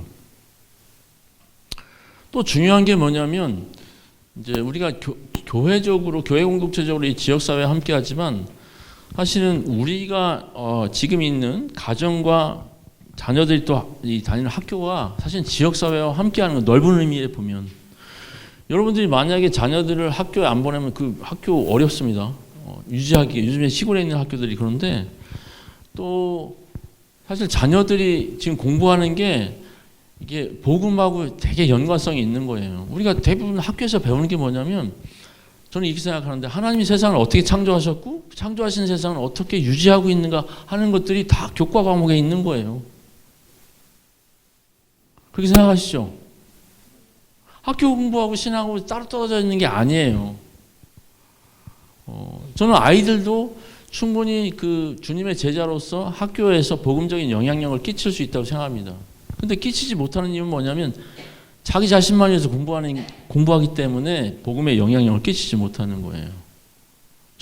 저희 부부는 우리 아이들을 늘 학교에 보내면서 어떤 얘기를 했냐면 학교 가서 해야 될 일 두 가지. 첫 번째, 선생님을 잘 도울 것. 클래스가 잘 되려면 선생님을 잘 도와야 되잖아요. 그리고 클래스에서 하여튼 여러 가지 어려워하는 아이들을 잘 도와줄 것. 그게 이제 늘 저희가 이제 아이들한테 했던 얘기. 저희들은 성적에 대해서 얘기한 적이 없어요. 그랬더니 그 큰아이는 대학교 1학년 때부터 벌써 조교가 됐고 선생님들이 그런 애들 엄청 좋아하잖아요. 특히 전학온 애들 이렇게 도와주고 그러면 평생 동안 잊지 못합니다. 저는 우리 아이들을 이렇게 학교 안에서부터 이미 제자 훈련을 할 수 있고 그 어떤 복음적인 삶을 그때부터 살아야 된다고 생각합니다. 그렇게 사는 애들이 주일날 교회에 와서 1시간 이렇게 성경 공부하고 하는 게 의미가 있지 자기만을 위해서 사는 아이들이 이렇게 주일날 1시간 가지고 아이들을 변화시키긴 되게 어렵습니다. 또 일터도 매우 중요한데요. 사실 우리가 직업적인 일을 하잖아요. 그럼 직업이 그 지역사회를 위해서 일하는 거예요. 그 직업은 사실은 우리를 위해서 하는 게 아닙니다. 원래 이제 창세기에 보면 하나님께서 사람을 만드시고 직업은 뭐냐면 하나님 만드신 그 피조 세계를 사람들이 가꾸고 다스리도록 하는 게 직업이에요. 직업은 우리가 먹고 살자고 하는 게 아닙니다. 우리 먹고 살자고 하는 건 누가 책임지냐면 하나님이 책임지시는 거죠. 먼저 그의 나라와 그의 의를 구하면 하나님께서 우리에게 이런 것들을 다 채우시는 거죠. 그래서 우리도 학교든지 직장이든지 다 하나님 나라와 의를 구하는 건데 거기서 하나님 나라와 의를 구한다고 하는 것은 뭐냐면 우리가 지역 사람들을 위해서 일을 하잖아요. 여러분들 가게를 하든 뭐 관공서에 있든 다 지역 사회를 위해서 하는 거예요. 근데 그 방식들을 성경에서 말씀하신 예수님이 말씀하시고 구약에서 말씀하신 그 방식대로 한다는 거예요. 그게 차이가 있는 거죠. 그렇게 되면 그것이 하나님 나라와 의를 구하는 거예요. 이미 우리가 그래서 가정과 직장에서 학교에서 사실은 매일매일 우리가 지역사회에 참여하고 있는 겁니다. 또 우리한테는 이렇게 환대가 중요해요. 우리가 선교적으로 산다고 하는 것은 환대하는 건데 환대는 다른 사람들 이렇게 대접하는 거잖아요. 저희 집이 무슨 업종이라고 했죠? 숙박업이 환대하는 거예요. 한국에 왔는데 이렇게 갈 때가 이렇게 좀 마땅치 않은 선교사 자녀들을 저희들이 뭐 한 3개월, 짧게는 일주일 이렇게 뭐 군대 갔다가 휴가 나온 애들 뭐 이렇게 같이 지내고 그러는데 그게 환대하는 거죠. 우리 동네에서도 우리가 환대할 수 있는 방법이 굉장히 많습니다. 네. 저는 그건 이따가 나오는구나. 제가 가는 그 미용실이 이발소가 있는데 제가 지금 5년차 단골로 가는데 레오 알죠? 사자 그 이름인데 거기는 이발값이 7,000원이에요. 되게 가성비 괜찮죠? 전사님 오세요. 우리 동네 거기 괜찮아. 이 스타일이에요. 이번에는 부부가 하는데 부인이 깎아줬어. 남편은 너무 짧게 깎아가지고 제가 부인한테 가서 이렇게 깎이는데 저는 거기서 7,000원 받는데 저는 10,000원을 줍니다. 여러분 장사하는 사람이 제일 좋아하는 사람이 누구예요? 제일 싫어하는 사람 누구죠? 그렇죠. 제가 가게를 해서 알잖아요. 제발 좀 물건 깎지 마세요. 좀. 제가 지금 몽골에서 사역할 때 제 아내가 뭐 시장 가가지고 뭐 이렇게 물건 사면서 물건 깎으려고 막 그러면 여보 우리가 물건 깎으려고 이거 왔어. 좀 더 얹혀줘. 여러분 얹혀주는 게 그 팁이에요. 덤이잖아요. 그러면 장사하는 사람들 엄청 좋아합니다. 그리고 최근에는 제가 집에 또 뭐 이렇게 떡볶이가 들어와서 머리 깎으러 가면서 그거 들고 가서 떡볶이 좀 드세요. 그 집에 아들이 하나 있거든. 중학교 1학년.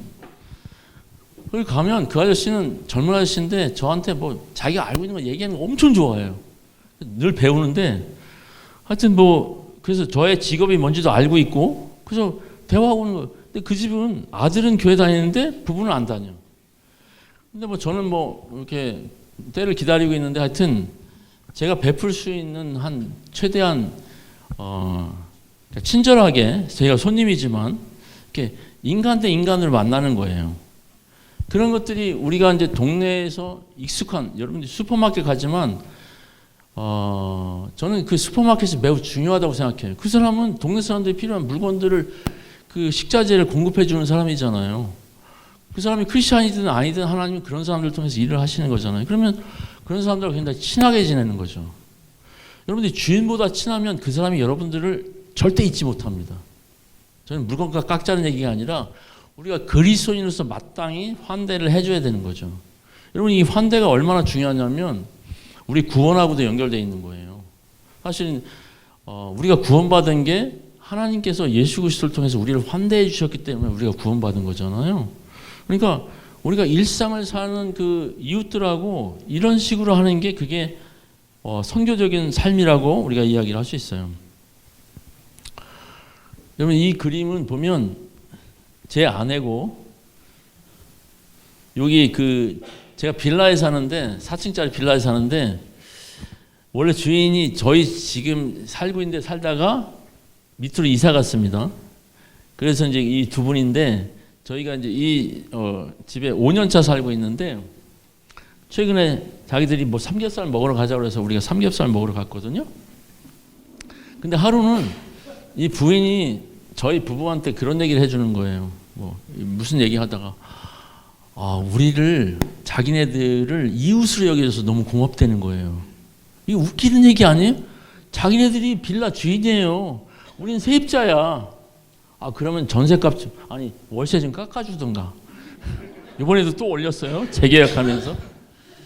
근데 저는 굉장히 그 얘기를 듣고 기뻤습니다. 근데 저희가 요 집으로 이사 가기 전에 아파트에 살았거든요. 근데 아파트에 살 때도 앞집하고 되게 친하게 지냈는데 그 집에 아줌마는 이렇게 텃밭을 가꾸는 아줌마였는데 되게 뭐 먹을 것도 많이 갖다 주고 우리도 나누고 그랬는데 아파트는 옆집 사람하고 친하게 지내기가 쉽지 않습니다. 근데 빌라는 훨씬 더 이게 친하게 지낼 수 있는 것 같아요. 그래서 저도 사실은 그 아파트에서도 우리가 그 호스텔도 하고 그랬는데 주인 아저씨가 터무니없이 막 거기 올려가지고 내가 불평하면서 왔는데 하나님께서 여기 보내셨다고 저는 믿고 또 여기하고도 지내고 또 우리 201호의 아저씨는 또 혼자 사는 아저씨인데 어제도 전화 왔었어요. 이렇게 지내는 거예요. 어떤 때는 자기들끼리 막걸리 먹다가 제가 이렇게 파킹하면 이렇게 가면 그 옆에서 이제 술 파티를 벌이는데 한잔 하고 가라는 거예요. 그래서 막걸리 좋아하세요, 이분은 아주. 어쨌든 이렇게 하면서 이게 사귀는 거죠. 여러분 이렇게 선교가 뭐냐면 저도 이제 선교사가 되어서 배우는 건 뭐냐면 우리가 복음을 전한다. 그것이 무엇일까 생각해 보면 사람을 사람답게 여겨주는 거죠. 그걸 예수님께서는 이제 이웃이 누구인가 그런 얘기를 했잖아요. 이분들 보면 건물주예요. 대한민국에서 꿈이 뭐예요? 건물주. 하나님 밑에 건물주. 예수님, 주님 밑에 건물주. 그래서 요즘에 그 드라마도 나오는데 뭐 건물주 되는 법? 뭐 그거 있잖아요. 좀 보다가 너무 무서워서 못 보고 있는데 이분들은 건물주예요. 저는 집이 없는 사람이에요. 갈 곳 없는 나그네인데 결국 좋은 건 뭐냐면 이분들하고 이웃으로 지내는 거죠. 친구로 지내는 거예요. 그래서 제가 낚시 좋아하는데 이 아저씨, 주인 아저씨하고 2번 낚시 갔는데 제가 사실은 낚시는 더 많이 했는데 갔는데 이 아저씨는 잡고 저는 못 잡았어요. 주님께서 저와 함께 하지 않으신 거죠. 그러면 저도 이제 이런 그래서 저는 기도하는 것 중에 하나는 가급적이면 여기서 이사 가지 않고 오랫동안 좀 있었으면 좋겠다는 생각이 듭니다. 그래야 이분들하고 더 깊은 관계를 하고 이분들도 제가 뭐 하는지 알아요. 뭐 하는지를 한 2년 후에 안 것 같아요. 근데 우리 집에 와서 이렇게 서고를 보더니 이제 나중에 연락이 왔어. 혹시 이분이 목사님 아니야? 근데 우리 목사님한테 막 술도 바뀌고 어쨌든 여러분들이 집 옆에 사는 분들 있잖아요. 아까도 나눈 것처럼 하나님께서 우리를 거기에 보내셨다고 믿으면 옆에 사람도 보내셨다고 믿는 거예요. 저도 저희 집 바로 옆에 미스 자매가 살고 있는데 이름도 아직 몰라요. 몇 번 얼굴 본 적이 있는데 하여튼 잘 만날 기회도 별로 없는데 이웃들하고 계속 이렇게 뭔가 관계를 형성하려고 이런 노력들을 하면 그것이 우리가 이제 주님의 제자로서 복음적인 삶을 사는 데 있어서 굉장히 우리가 프랙티스 할 수 있고 아이들한테 이렇게 본을 보일 수 있다는 거예요. 제가 미국의 그 달라스에 살 때 하루는 저희 집 앞에 사는 파키스탄 무슬림이 그 아시프라는 친구하고 평소에 이제 대화하고 이렇게 지냈는데 질문하는 거 아니죠? 손이 굉장히 높이 올라왔는데 찬양하는 건가? 오케이, 땡큐. 하루는 그 친구가 이제 이렇게 주차를 하면서 저를 만나가지고 이제 그때는 많이 친해졌는데 하루는 저한테 그러는 거예요. 야, 니네 기독교에서는 죄에 대해서 어떻게 가르치니? 저한테 그렇게 물어보는 거예요. 그리고 우리 이렇게 가르친다, 이거 이제 그 주차장에서 거기는 이제 1층이 그냥 주차장이잖아요. 지하 아니고. 그러니까 우리 애들이 아빠가 저 앞집에 사는 무슬림 아저씨하고 되게 길게 얘기를 하니까 나와서 다 본 거예요. 그리고 그 얼마 후에 자기들이 이제 그 시청 앞에서 1년에 한 번씩 이렇게 자기들이 모금과 자기들의 홍보를 위해서 대회를 하거든요. 저보고 오라는 거예요. 우리 애들하고 다 같이 갔어요. 그런 것도 보면 그러니까 가니까 자기들 친척들 다 소개해주고 그러는 거예요. 그러니까 우리가 동네 사람들한테 복음을 전한다는 것은 그냥 우리가 친구가 되어주는 거죠. 제가 한국에 돌아와서 이제 그 몽골인 사역을 하면서 서울에서 장충교회라고 거기가 이제 동대문 그 근처인데 하루는 그 사람들이 왜 교회에 나오는가 되게 궁금해졌어요. 역시 내가 설교를 잘하니까 교회를 계속 나오지 않을까? 이런 생각을 안 하겠죠. 어쨌든 궁금해서 물었는데 이런 얘기를 하는 거예요. 공장에 가면 사람 취급을 안 해주는데 교회에 오면 사람 취급을 해준다는 거예요. 제가 그 얘기를 듣고 어떤 생각이 들었냐면 이게 복음이구나. 사람을 사람답게 대우해 주는 것. 그러니까 우리가 동네에서도 예를 들어 슈퍼에 가면 우리가 그 사람 물건 파는 사람이니까 난 돈 내고 물건 가져오는 거. 이렇게만 생각하면 이거는 그냥 이웃이 아닌 거죠.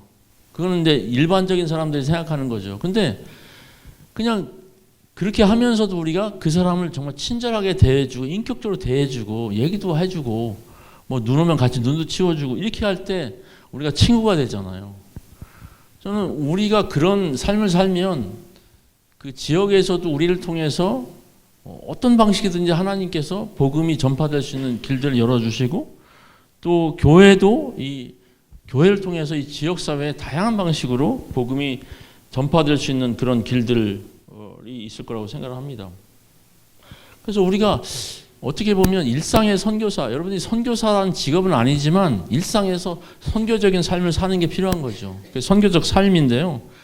어렵지 않습니다. 그냥 엘리베이터에서 사람들 만나면 인사하는 거. 우리나라 사람들 인사 안 하죠. 저는 정말 한국에서 하는 게 그게 불편해요. 어떻게 인간 대 인간으로 만났는데 서로 좀비 취급을 하는 거예요. 이거는 굉장히 비인격적인 사회예요. 저는 그거 견딜 수 없어요. 우리가 사람이라고 한다면 서로 인사를 해야 되는 거죠. 인사도 안 하고. 그리고 너무 재밌는 게 뭐냐면 저는 이제 엘리베이터 타면 먼저 인사하는 걸 좋아하는데 그 자녀들하고 같이 타는 그 엄마나 아빠들 보면 재미있어요. 제가 이렇게 이제 그 가족들 보고 인사하잖아요. 그러면 자기는 인사 안 하고 애한테 인사해 이러는 거예요. 근데 속으로 네가 안 하니까 얘도 안 하지. 나 그러고 싶어. 그래서 내가 애들한테 머리 누르면 애들 머리 누르지 마세요. 애들은 저한테 관심 있어서 보고 있는 거니까 머리 누르지 마세요. 디스크 걸리니까. 막 그러는데 여러분 우리가 이제 인사라는 게 단순하지만 그 사람을 인격적으로 대해 주려고 하는 그 노력이잖아요. 그러니까 우리가 시장이든지 아니면 옆집 사람들이든지 그런 사람들에 대해서 우리가 일단 복음의 사람이라고 한다면 친절한 사람, 훨씬 더 우리가 친절한 사람이 되는 게 중요하다는 생각이 듭니다. 이게 기독교 역사에 있어서도 이미 우리 가운데 있었던 일이죠. 시간이 좀 있었으면 이런 얘기들을 지난번처럼 좀 나누면 좋겠는데요. 한번 여러분들 생각해 보면 좋을 것 같아요.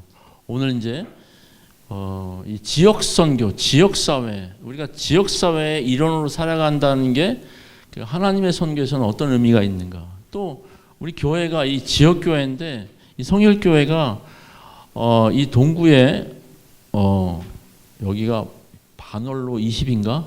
뭐 그런가요?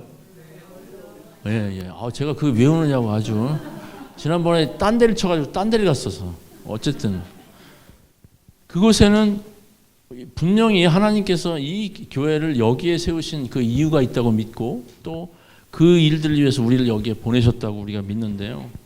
오늘 여러 가지 내용 중에서 아마 여러분들의 그 개개인이 또 물어보면 각자가 나는 오늘 이 얘기가 저한테는 제일 좋았어. 이게 다 다를 수 있는데 그게 아마 성령께서 또 여러분들에게 또 말씀하시는 부분이라고 생각하고 이번 선교 아카데미에서도 하나님께서 말씀하시는 부분이라고 생각하는데 이번에 또 우리 권현희 전도사님이 여러분들에게 그 패스포트 잘 만들어 주셨잖아요. 그런 부분에 어떤 어떻게 실천할 수 있는지 생각해 보시고 또 여러분들 오늘 강의한 맨 뒤에 보면 자기가 내 자신이 얼마나 강의한 뒤에 보면 그게 있는데요.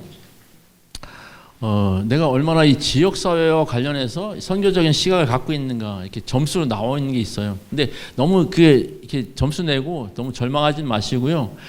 내가 이런 부분에 있어서 좀 노력하면 좋겠다 그런 그 아이디어로 좀 삼으시면 좋을 것 같아요. 마지막 슬라이드인데요.